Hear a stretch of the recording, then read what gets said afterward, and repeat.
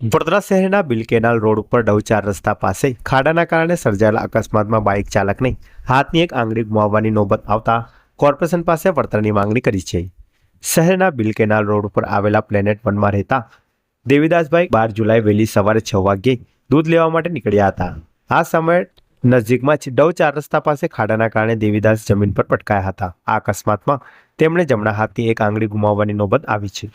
અકસ્માતમાં પોતાની હાથની એક આંગળી ગુમાવવાને લઈને દેવીદાસે આ ઘટના કોર્પોરેશનની બેદરકારીથી સર્જાઈ હોવાનું જણાવ્યું હતું। તેમણે કહ્યું હતું કે ખાડાના કારણે મારું બાઇક સ્લીપ થઈ જતા અકસ્માતમાં મેં હાથની એક આંગળી ગુમાવી છે। હું પ્રાઇવેટ કંપનીમાં નોકરી કરું છું, જેમાં મોટાભાગનું કામ કોમ્પ્યુટર આધારિત રહે છે।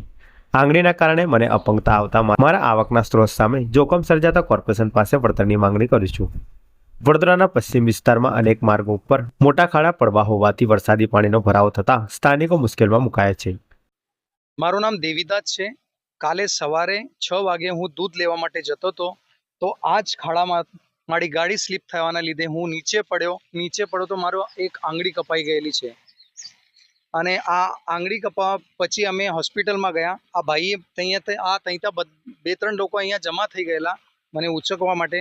પછી મારા મિસેસને હું ઘરેથી બોલાવી, અમે હોસ્પિટલમાં ગયા। ડૉક્ટરે કીધું કે આના માટે 15,000નો ખર્ચો છે, સર્જરી કરવી પડશે, કેમ કે મારી આંગળી ટોટલી છૂટી થઈ ગઈ છે, આટલી આંગળી કપાઈ ગયેલી છે। પછી અડધો કલાક સર્જરી ચાલી, એના પછી મને ડિસ્ચાર્જ મળ્યો છે।